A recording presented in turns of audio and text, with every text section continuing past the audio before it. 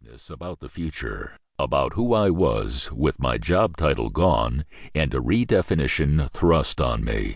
Although I was already successful as a writer and speaker on alternative spirituality, I felt that my search was getting a little stale. I caught myself repeating certain themes and phrases. I suspected that I was over-relying on insights that were already a few years old. I didn't like it. One day, Carl's publisher sent me an advance copy of Occulture with the request for an endorsement. I opened the table of contents and spotted a chapter title that shot electricity through me. Anton LaVey, Magical Innovator. I cannot say quite what it was, but the moment that I eyed that chapter, I knew I was poised for a change in my life. I already knew of Anton and held a half-formed opinion of him as a goad to mainline culture, and, in my view then, as a showman. But I hadn't regarded him with sufficient seriousness, a mistake on my part, and I neglected to include him in my 2009 book, Occult America. As I held Carl's book in my hands, however, I intuited that his chapter and its reassessment held what I was looking for. My instinct proved right. I read that chapter first, and then the whole book, and I felt moved to do more than just endorse Carl's work. I delved deeply into the ideas of the man who had inspired him, and soon produced my own article reassessing a figure whose output I had previously neglected, and to which Carl had shaken me awake.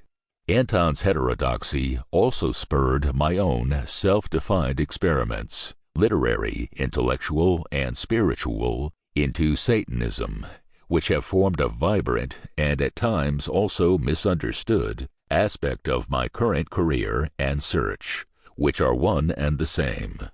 I am writing this introduction in tribute to these figures, Anton, whom I never knew, and Carl, who I am happy to call a friend, who rescued me when I was starting to trace the arc of a circle in my search. Life may be cyclical, but truth arrives in schisms.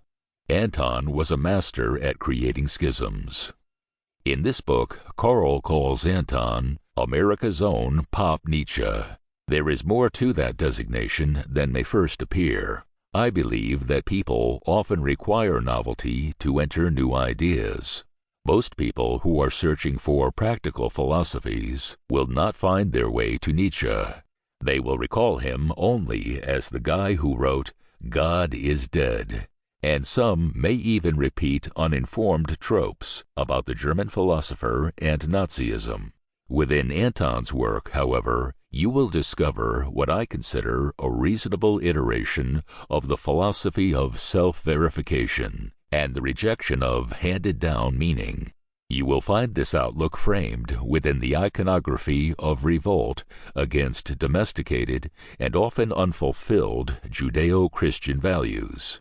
Yes, it is pop Nietzscheanism, and a sturdy variant of it.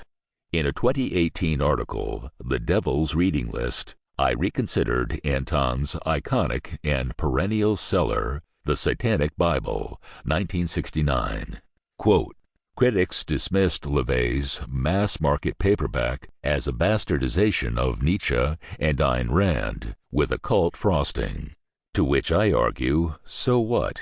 Much religious and philosophical writing is syncretic, and I see LaVey's work as an effective popularization of those writers, combined with his own shrewd insights into human nature. Some readers called the book a catalyst in their lives. Unquote. I would no more dismiss a popularization of modern philosophy than I would Shakespeare's reckoning of the machinations of ancient Rome because it's second-hand history.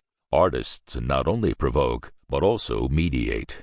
Anton successfully brought decades of readers, including goth teens at mall bookstores and later online, to the ideals of self-determination, when they might otherwise have had no accessible outlet to discover them. The best medicine is the kind that actually lands in your mouth and not on the kitchen floor. That is what Anton offers.